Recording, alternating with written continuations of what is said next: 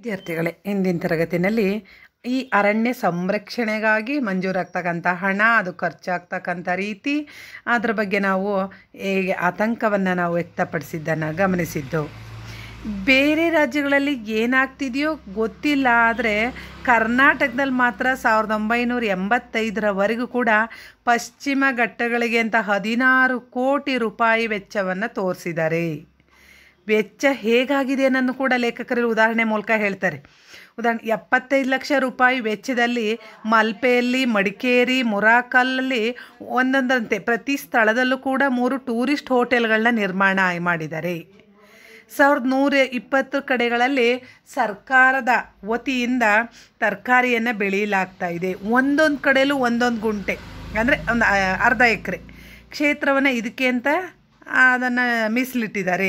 74 ಲಕ್ಷ ರೂಪಾಯಿಗಳ ವೆಚ್ಚದಲ್ಲಿ 371 ಕಡೆಗಳಲ್ಲಿ ಹೊಳೆ ಹಳ್ಳಗಳಿಗೆ ಸುಂಕವನ್ನು ಹಾಕ್ತಾ ಇದ್ದಾರೆ.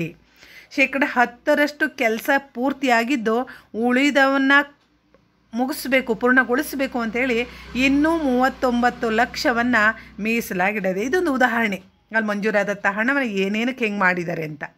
ಮತ್ತು ಇನ್ನೊಂದು ಕಡೆ 2 ಕಿಲೋಮೀಟ್ರ್ ಉದ್ದುದ್ದು ರಸ್ತೆಯನ್ನು ನಿರ್ಮಾಣ ಮಾಡಿದ್ದಾರೆ. ಪಶ್ಚಿಮ ಘಟ್ಟಗಳಿಂದ ಮಹಾಪೂರ ಹರಿದು ದಕ್ಷಿಣ ಕನ್ನಡ ಜಿಲ್ಲೆಯ ನದಿ ಮುಖಗಳು, ಅಳುವೆಗಳು ಅವೆಲ್ಲ ಘಾಸಿಯಾಗಿದ್ದು 17 ಲಕ್ಷ ರೂಪಾಯಿಗಳ ಖರ್ಚಿನಲ್ಲಿ ಉಡುಪಿ ಹಾಗೂ ಸುಳ್ಯದ ಸಮೀಪ ಈ ರಿಪೇರಿ ಕೆಲಸವನ್ನು ಮಾಡಿದ್ದಾರೆ. ಅಂದರೆ ಇಲ್ಲಿ ಮಂಜೂರಾದಂಥ ಹಣ ಮತ್ತು ಅಲ್ಲಿ ಖರ್ಚಾಗ್ತಕ್ಕಂಥ ಇದನ್ನು ಯಾವ ಮಟ್ಟದಲ್ಲಿ ಅಂದರೆ ಯಾವ್ಯಾವ್ದಕ್ಕೆ ಹೆಂಗೆ ಮಂಜೂರಾಗಿದೆ, ಏನಾಗಿದೆ, ಅದು ಅರಣ್ಯವನ್ನು ಯಾವ ರೀತಿ ಸಂರಕ್ಷಿಸ್ತಿದೆ ಅನ್ನೋದನ್ನು ಇಲ್ಲಿ ಗಮನಿಸಬೇಕು. ಮತ್ತು ಈ ಗಾಳಿ ತುಂಬ ವೇಗವಾಗಿ ಬೀಸಿ ಅನೇಕ ಸಲ ಪರಿಸರ ವಿನಾಶ ಆಗುತ್ತೆ. ಅದನ್ನು ಅಳಿಲಿಕ್ಕೆ ಅಂತಲೇ ಅದಂತೆ ಮಾಡಿ ಅದಕ್ಕೆ ಮುನ್ನೆಚ್ಚರಿಕೆ ಕ್ರಮನ ಕೈಗೊಳ್ಳಲಿಕ್ಕೆ ಅಂತಲೇ ಆಗುಂಬೆ, ಸಿರ್ಸಿ, ಕಾಸಲ್ರಾಕ್, ಹಳಿಯಾಳ ಮತ್ತು ಮಡಿಕೇರಿನಲ್ಲಿ 5.6 ಲಕ್ಷ ರೂಪಾಯಿ ವೀಕ್ಷಣಾ ಕೇಂದ್ರವನ್ನು ಸ್ಥಾಪಿಸಿ ಗಾಳಿ ಯಂತ್ರವನ್ನು ಪ್ರಾರಂಭಿಸ್ತಕ್ಕಂಥ ಯೋಜನೆ ಪೂರ್ತಿಯಾಗಿದೆ. ಆದರೆ ಸ್ಥಾಪನೆಯಾದಂಥ ವರದಿ ಇದುವರೆಗೂ ಬಂದಿಲ್ಲ.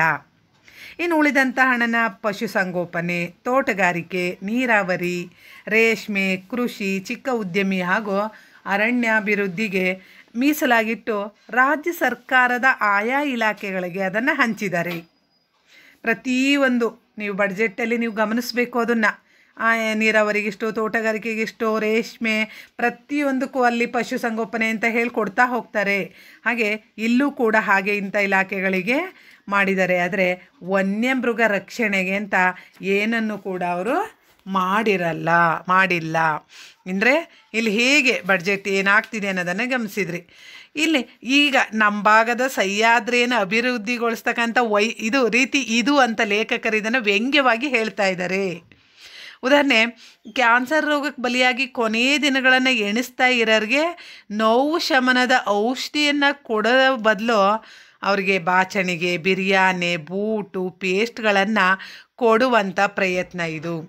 ಮನುಷ್ಯ ನೋವನ್ನು ತಡಿಲಾರದೆ ಸಾವಿನ ಅಂಚಿನಲ್ಲಿದ್ದಾಗ ಅವನಿಗೇನಾದರೂ ನೋವು ಕಡಿಮೆ ಮಾಡಿ ಒಳ್ಳೆ ರೀತಿಯಲ್ಲಿ ಸಾಯಲಿಕ್ಕೆ ಅನುಕೂಲ ಮಾಡಿಕೊಡ್ಬೇಕು. ಆದರೆ ಅವನಿಗೆ ಆಗ ಪ್ಯಾಷನ್ನು, ಆಭರಣಗಳು, ಉಡುಗೊರೆಗಳು, ಮೃಷ್ಟಾನ್ನ ಭೋಜನನ ಕೊಟ್ಟರೆ ಅವನು ನೋಡಿ ಯಾವಾಗ ಏನು ಬೇಕೋ ಅದು ಅವಾಗ ಕೊಟ್ಟರೆ ಒಳ್ಳೆಯದು. ವಯಸ್ಸಾದಂಥವ್ರಿಗೆ ಕಡಲೆ ಕೊಟ್ಟರೆ ತಿನ್ಲಿಕ್ಕಾಗುತ್ತಾ? ಅದಕ್ಕೆ ಹೇಳ್ತಾರೆ, ಹಲ್ಲಿದ್ದರಿಗೆ ಕಡಲೆ ಇಲ್ಲ, ಕಡಲೆ ಇದ್ದವ್ರಿಗೆ ಹಲ್ಲಿಲ್ಲ ಅಂಥೇಳಿ. ಯಾವ ಸಮಯದಲ್ಲಿ ಏನನ್ನು ಮಾಡಬೇಕೋ ಅದನ್ನೇ ಮಾಡಬೇಕು. ಕಷ್ಟದಲ್ಲಿ ಇದ್ದವ್ರಿಗೆ ಏನು ಮಾಡಬೇಕು ಅದು ಅಂತ ಹೇಳಿ ಅಂಥವ್ರಿಗೆ ಬೂಟು, ಪೇಸ್ಟು ಇವನ್ನೆಲ್ಲ ಕೊಟ್ಟರೆ ಅವ್ರಿಗೆ ಅಲ್ಲಿ ನೋವನ್ನು ಬಿಟ್ಟು ಎದ್ದು ಓಡಾಡಲಿಕ್ಕೆ ಶಕ್ತಿ ಇರಲ್ಲ. ಅಂಥವ್ರಿಗೆ ಇಂತಹ ಐಷಾರಾಮಿ ಬದುಕಿನ ತೋರಿಕೆ ಪ್ರದರ್ಶನದ ವಸ್ತುಗಳನ್ನು ಕೊಟ್ಟರೆ ಏನು ಉಪಯೋಗ ಆಗಲ್ಲ ಅನ್ನೋದನ್ನು ಅವರಲ್ಲಿ ಹೇಳ್ತಾರೆ. ರಾವಣನ ಹೊಟ್ಟೆ ನೋವಿಗೆ ಅರೆಕಾಸಿನ ಮಜ್ಜಿಗೆಯಂತೆ. ಈಗ ರಾಕ್ಷಸರು ಇವರಿಗೆಲ್ಲ ಹೊಟ್ಟೆ ತುಂಬ ಅವರಿಗೆ ಬಂಡಿಗಟ್ಟಲೆ ಅವರಿಗೆ ಊಟ ಹೋಗಬೇಕು. ಬಕಾಸುರ ಅವ್ರದ್ದೆಲ್ಲ ಕತೆ ಕೇಳಿದ್ದೀರ ನೀವು. ಅವ್ರಿಗೆ ನಾವು ಅಂಥವ್ರಿಗೆ ಮಜ್ಜಿಗೆ, ಅರಕಾಸಿನ ಮಜ್ಜಿಗೆ ತಗೋಗಿ ಅವ್ರಿಗೆ ಔಷಧಿ ಹೊಟ್ಟೆ ನೋವು ಬಂದಾಗ ಕೊಟ್ಟರೆ ಅಲ್ಲಿ ಏನು ಅವ್ರಿಗೆ ಯಾವುದು ಸಾಲಲ್ವ. ಹಾಗೆಯೇ ಈ ಪಶ್ಚಿಮ ಘಟ್ಟಗಳಿಗೆ ನಾವು ಅದನ್ನು ಕಾಪಾಡಲಿಕ್ಕೆ ಬಳಸ್ತಕ್ಕಂಥ ಹಣ ತುಂಬ ಕಡಿಮೆ ಆಗಿದ್ದು ಅದನ್ನು ರಾಬಿರಿಯಾಗಿ ವಿನಿಯೋಗಿಸ್ತಕ್ಕಂಥ ಯೋಜನೆಗಳಿಂದಾಗಿ ಅಭಿವೃದ್ಧಿ ಎಲ್ಲೋ, ಸಂರಕ್ಷಣೆ ಎಲ್ಲೋ ಎಲ್ಲ ಆಗ್ತಿದೆ, ಏನಾಗಿದೆ, ಅದೆಲ್ಲೋ ಇದೆಯಲ್ಲೋ ಅಂಥೇಳಿ ಲೇಖಕರು ಅದನ್ನು ವ್ಯಂಗ್ಯವಾಗಿ ಹೇಳ್ತಾ ಇದ್ದಾರೆ. ಮತ್ತು ಪರಿಸರ ಸಂರಕ್ಷಣೆ, ಜೀವಜಾಲ ಅಭಿವೃದ್ಧಿ ಬಗ್ಗೆ ಯಾವೊಂದು ಸ್ಪಷ್ಟ ಕಲ್ಪನೆ ಇಲ್ಲ. ಈಗ ಒಬ್ಬ ಮಂತ್ರಿ ಆಗಿದ್ದಾನೆ ಅಂದರೆ, ಒಬ್ಬ ಅರಣ್ಯ ಮಂತ್ರಿ ಅಂದರೆ ಅವನಿಗೆ ಅರಣ್ಯದ ಪರಿಚಯನೇ ಇರಲ್ಲ. ಈಗ ಲೆಕ್ಕದಲ್ಲಿ ಆ ಮಂತ್ರಿಗಳಾಗಬೇಕಾದ್ರೆ ಅವರಿಗೆ ಪೂರ್ಣ ತಿಳುವಳಿಕೆ ಇರಬೇಕು. ಅದರ ಆಗು ಹೋಗುಗಳೇನು, ಏನು ಮಾಡಿದರೆ ಏನಾಗುತ್ತೆ ಅನ್ನೋಂಥ ಒಂದು ಪ್ರಾಥಮಿಕ ಜ್ಞಾನವೂ ಇಲ್ಲದೆ ಇಂಥವರು ಇವತ್ತು ಅಧಿಕಾರಿಗಳಾಗ್ತಾರೆ, ಮಂತ್ರಿಗಳಾಗ್ತಾರೆ. ಅವರಿಗೆ ಒಟ್ಟಾರೆ ಅಲ್ಲಿ ಮೇಲ್ಮಟ್ಟದಲ್ಲಿ, ಅಲ್ಲಿ ಪಾರ್ಲಿಮೆಂಟಲ್ಲಿ ಕೂತು, ವಿಧಾನಸೌಧದಲ್ಲಿ ಕೂತು, ಕಾನೂನಲ್ಲಿ ಬಾಯಿನಲ್ಲಿ ಮಾಧ್ಯಮದ ಮುಂದೆ ಹೇಳೋದಷ್ಟೇ ಗೊತ್ತು.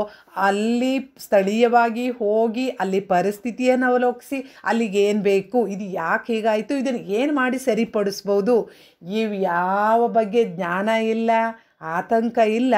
ಅವರು ಯಾವ ತಜ್ಞರ ಸಲಹೆ ಹೋಗಲಿ, ಎಲ್ಲ ವಿಚಾರದಲ್ಲಿ ಯಾರು ಮೇಧಾವಿಗಳಲ್ಲ. ಅದಕ್ಕೆ ಅಂತಲೇ ತಜ್ಞರ ಒಂದು ಸಲಹೆಯನ್ನು ಪಡೆದು ಅದನ್ನು ಬಳಸಬೇಕಾಗುತ್ತೆ.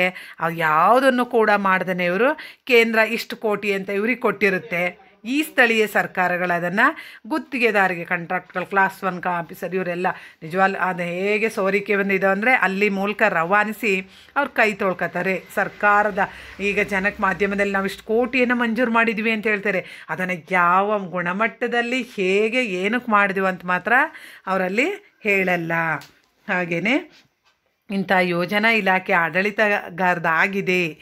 ಒಂದು ಕಡೆ ಪ್ರವಾಸಿಗರಿಗೆ ಅನುಕೂಲವಾಗಿ ಹೋಟೆಲ್ ಕಟ್ಟೋದು, ಇನ್ನೊಂದು ಕಡೆ ಯಾಣದಂಥ ಅದ್ಭುತ ಶಿಲಾಕೃತಿಗಳನ್ನು ಕೆಡವಿ ಸಿಮೆಂಟ್ ತಯಾರಿಸೋ ಯೋಜನೆ ಹಾಕೋದು.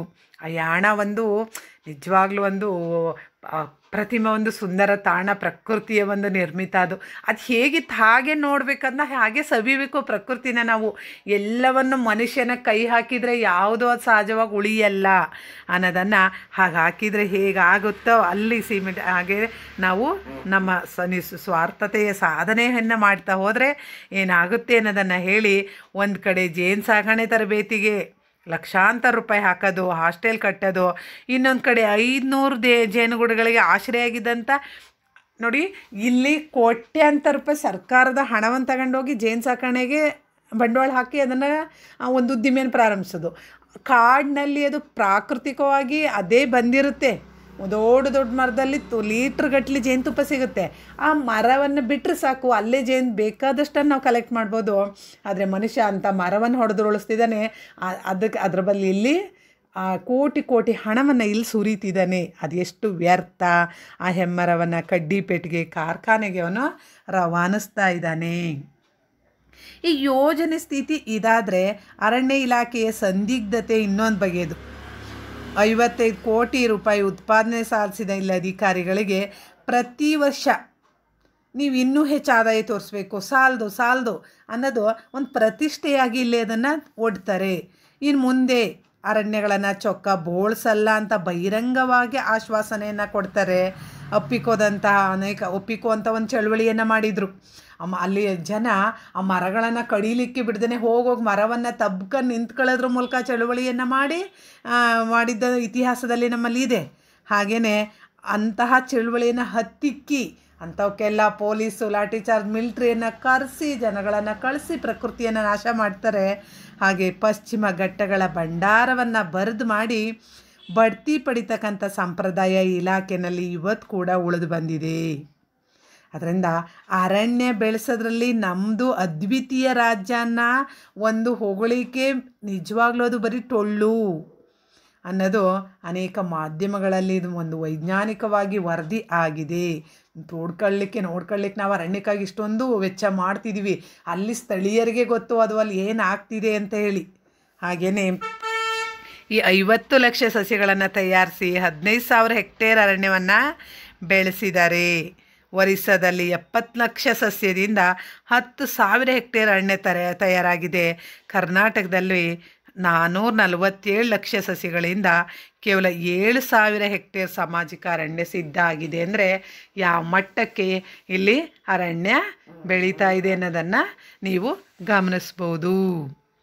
ಹಾಗಂತ ಹೇಳಿ ಪಶ್ಚಿಮ ಘಟ್ಟ ಪ್ರದೇಶದಲ್ಲಿ ಪರಿಸರ ಸಂರಕ್ಷಣಾ ಕೆಲಸ ಸಾಗಿಲ್ಲ ಅಂತೇನಿಲ್ಲ.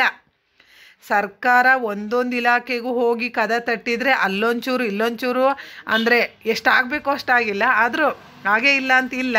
ಹಾಗೆ ಲೆಕ್ಕವನ್ನು ಮಾಡಿದರೆ ಪವರ್ ಕಾರ್ಪೊರೇಷನ್ನು, ಅರಣ್ಯ ಇಲಾಖೆ, ಗಣಿ ಇಲಾಖೆ, ನೀರಾವರಿ ಇಲಾಖೆ, ಲೋಕೋಪಯೋಗಿ, ತೋಟಗಾರಿಕೆ ಎಲ್ಲ ಕೂಡ ಅಲ್ಲಲ್ಲಿ ಗಿಡ ನೆಡ್ತಾರೆ. ಜೂನ್ 5ನೇ ತಾರೀಕು ಎಲ್ಲರೂ ಮರಗಿಡ ಪ್ರೇಮಿಗಳೇ. ಆ ದಿನ ಮಾತ್ರ ಫೋಟೋ ತೆಗೆಸ್ಕೊಳಕ್ಕರ್ದ ಎಷ್ಟೋ ಜನ ನಾಳೆ ಮತ್ತೆ ಮುಂದಿನ ವರ್ಷಕ್ಕೆ ಆ ಗಿಡ ಏನಾಯಿತು ಅನ್ನೋ ಪ್ರಶ್ನೆ ಹಾಕಿದರೆ ಅದು ಬೇರೆ ಉತ್ತರ. ಹಾಗೆಯೇ ಇಲ್ಲೂ ಕೂಡ ಹಸಿರು ಪಟ್ಟಿಯ ಪರಿಸರಕ್ಕೆ ನಾವು ಕೊಡ್ತಾ ಇರ್ತಕ್ಕಂಥ ಆಘಾತಗಳ ಸಮಗ್ರ ಚಿತ್ರವನ್ನಾಗಲಿ, ಅಲ್ಲಿ ನಡೀತಕ್ಕಂಥ ತೇಪೆ ಕೆಲಸಗಳ ಸ್ಥೂಲ ಸಮೀಕ್ಷೆನಾಗಲಿ ಒಂದೆಡೆ ಕಲೆ ಹಾಕಿಡಬೇಕಾದಂಥ ಯತ್ನ ಮಾತ್ರ ಎಲ್ಲೂ ಕೂಡ ನಡೀತಾ ಇಲ್ಲ. ಹಾಗೂ 500 ಕೋಟಿ ರೂಪಾಯಿಗೂ ಮಿಕ್ಕಿದ ಆದಾಯ ಇದ್ದರೂ ಕೂಡ ನಾವು 16 ಲಕ್ಷ ರೂಪಾಯಿ ವೆಚ್ಚದಲ್ಲಿ ಅಲ್ಲಿನ ಸ್ಥಿತಿಗತಿ ಮೇಲೆ ಕಣ್ಣಿಡ್ತಕ್ಕಂಥ ಕೆಲಸವನ್ನು ನಾವಿವತ್ತು ಅಷ್ಟು ದೊಡ್ಡ ನಮ್ಗೆ ಆದಾಯ ಅಲ್ಲಿ ಬತ್ತಿದ್ರು ಕೂಡ ಅದನ್ನು ಕಡಿಮೆ ಖರ್ಚು ಮಾಡೋದನ್ನು ಉಳಿಸ್ತಕ್ಕಂಥದ್ದನ್ನು ನಾವು ಕೂಡ ಮಾಡ್ತಾ ಇಲ್ಲ. ಇದರಿಂದ ನಾವು 20 ಕೋಟಿ ರೂಪಾಯಿ ನಷ್ಟ ಮಾಡಿ ಬಿರ್ಲಾ ಉದ್ಯಮಿಗೆ ದಿಮ್ಮಿ ದಾನ ಮಾಡಿದ ಕೂಡ ನಾವೇ ಅಂತ ಇಲ್ಲಿ ಲೇಖಕರು ಅದನ್ನು ಕೇಳ್ತಾ ಇದ್ದಾರೆ. ಹೀಗೆ ಸಾವಿರಾರು ಬುಲ್ಡೋಜರ್ಗಳು, ಲಕ್ಷಾಂತರ ಲಾರಿಗಳು, ಕೋಟ್ಯಾಂತರ ಕಾಲಾಳು ಲಗ್ಗೆ ಹಾಕಿರ್ಬೇಕಾದ್ರೆ ಕೇವಲ ಬೆರಳೆಣಿಕೆಯಷ್ಟು ಮಂದಿ ಪಶ್ಚಿಮದ ಗೋಡೆಯನ್ನು ರಕ್ಷಿಸಲಿಕ್ಕೆ ಹೋದರೆ ಏನೇನು ಸಾಲಲ್ಲ. ಎಲ್ಲರೂ ಮನಸ್ಸು ಮಾಡಿದರೆ ಮಾತ್ರ ನಾವು ಉಳಿಸ್ಲಿಕ್ಕೆ ಸಾಧ್ಯ. ಒಂದು ಕೈನಿಂದ ಹೇಗೆ ಚಪ್ಪಾಳೆ ತಟ್ಟಲಿಕ್ಕೆ ಸಾಧ್ಯ ಇಲ್ವೋ ಹಾಗೆಯೇ ಒಂದೆರಡು ನೂರಾರು ಈ ಕೋಟಿ 130 ಚಿಲ್ಲರೆ ಇರ್ತಕ್ಕಂಥ ಜನಸಂಖ್ಯೆಯಲ್ಲಿ ಸಾವಿರಾರು ಜನದಿಂದ ಏನೂ ಆಗಲ್ಲ. ಎಲ್ಲರೂ ಈ ಪ್ರಕೃತಿಯನ್ನು ಉಳಿಸೋ ಕಡೆ ಮನಸ್ಸನ್ನು ಮಾಡಬೇಕು. ನಮ್ಮ ಮುಂದಿನ ಪೀಳಿಗೆಯವರಿಗೆ ನಾವೇನಾದರೂ ಉಳಿಸಿ ಹೋಗಬೇಕು. ಈ ಖಜಾನೆಯಲ್ಲಿ ಏನಿದೆ ಅಂತ ನೋಡೋಕ್ಕಿಂತ ಆ ಸ್ವಾಹಾಕಾರದ ಹಾದಿಲಿ ನಾವೆಲ್ಲ ಮುಂದೆ ನುಗ್ತಾ ಇದ್ದರೆ ನಮ್ಮ ಮುಂದಿನ ಪೀಳಿಗೆಯವರು ಮರುಭೂಮಿಯನ್ನು ನೋಡಲಿಕ್ಕೆ ರಾಜಸ್ಥಾನಕ್ಕೆ ಹೋಗಬೇಕಾಗಿಲ್ಲ. ಇಲ್ಲೆಲ್ಲ ಮರುಭೂಮಿ ಸೃಷ್ಟಿಯಾಗ್ಬಿಡುತ್ತೆ. ಇವಾಗಲೇ ಎಷ್ಟೋ ಪ್ರಮಾಣದಲ್ಲಿ ಆಗಿದೆ, ಇನ್ನು ಮುಂದೆ ಇನ್ನೂ ದೊಡ್ಡ ಇದಾಗುತ್ತೆ ಅನ್ನೋದ್ರ ಮೂಲಕ ಕವಿ ಇಲ್ಲಿ ಲೇಖಕರು ಹೇಳ್ತಾ ಹೋಗ್ತಾರೆ. ಪರಿಸರ ಹೇಗೆ ಅದರ ಒಂದು ವಿನಾಶಕ್ಕೆ ತಲುಪಿದೆ, ಅದನ್ನು ನಾವು ಹೇಗೆ ಅಳಿಸ್ತಿದ್ದೀವಿ, ಅದನ್ನು ಉಳಿಸೋದು ನಮ್ಮೆಲ್ಲರ ಕರ್ತವ್ಯ. ಅದಕ್ಕೆ ವಿದ್ಯಾವಂತರೆಲ್ಲರೂ ಕೂಡ ಎಚ್ಚೆತ್ಕೋಬೇಕು. ಈಗಿನ ಯುವಕರು ಮುಂದೆ ಬರಬೇಕು. ನಾವು ಹೀಗೆ ಪರಿಸರವನ್ನು ಉಳಿಸ್ಬೇಕು. ನಾನಿಷ್ಟು ಮರಗಳನ್ನು ನೆಡ್ತೀನಿ. ಪ್ರತಿ ವರ್ಷ ನಿಮ್ಮ ಹುಟ್ಟಿದ ಹಬ್ಬದಲ್ಲಿ ನೂರಾರು ನಾವು ಬೇರೆ ಬೇರೆ ಗಿಫ್ಟು ಅದನ್ನು ತಂದು ಪ್ಲಾಸ್ಟಿಕ್ಕಿನ ಪರಿಸರ ಮಾಲಿನ್ಯವನ್ನು ಮಾಡೋದಕ್ಕಿಂತ ನಾವು ಅದನ್ನು ಒಂದು ಮರ ಗಿಡದನ್ನು ನೆಟ್ಟು ಮುಂದಿನ ವರ್ಷ ಮರ ಹೇಗಾಗುತ್ತೆ. ಪ್ರತಿ ವರ್ಷ ನಾವು ಬದುಕಿದಷ್ಟು ವರ್ಷವೂ ಮರಗಿಡಗಳನ್ನು ನೆಡೋದ್ರ ಮೂಲಕ ಏನಾದರೂ ಪರಿಸರವನ್ನು ಉಳಿಸ್ತಕ್ಕಂಥ ಕೆಲಸವನ್ನು ಮಾಡೋದ್ರ ಮೂಲಕ ಜನಗಳಿಗೆ ತಿಳುವಳಿಕೆ ಮಾಡ್ತಕ್ಕಂಥ ಕೆಲಸ, ಹೀಗೆ ಕಷ್ಟದಲ್ಲಿ ಸಹಾಯ ಮಾಡ್ತಾ ಇಂತಹ ಒಂದು ಕೆಲಸವನ್ನು ಮಾಡೋದ್ರ ಮೂಲಕ ನಮ್ಮ ಬದುಕಿನ ಸಾರ್ಥಕತೆಯನ್ನು ಹೆಚ್ಚಿಸ್ತಕ್ಕಂತಹ ಇದಾಗಬೇಕು ಅನ್ನೋದು ಲೇಖಕರು ನಮ್ಮ ಮುಂದೆ ಇಲ್ಲಿ ಲೆಕ್ಕಾಚಾರ ಆ ಎಲ್ಲವನ್ನು ಮುಂದೆ ಇಟ್ಟಿದ್ದಾರೆ. ಎಷ್ಟು ವಿನಾಶ ಆಗ್ತಿದೆ, ಎಷ್ಟು ಸರಬರಾಜು ಆಯಿತು, ಸರ್ಕಾರದಿಂದ ಏನು ಮಂಜೂರಾಗ್ತಿದೆ, ಏನಾಗ್ತಿದೆ, ಇಲ್ಲೇನು ಕೆಲಸ ಆಗ್ತಿದೆ ಅಂತೆ ಅದೆಲ್ಲವನ್ನು ನಾವು ಯೋಚನೆ ಮಾಡಿ ಆ ನಿಟ್ಟಿನಲ್ಲಿ ಹೆಜ್ಜೆ ಇಡಬೇಕಾದ್ದು ನಮ್ಮೆಲ್ಲರ ಒಂದು ಕರ್ತವ್ಯ ಆಗಿದೆ. ಧನ್ಯವಾದಗಳು.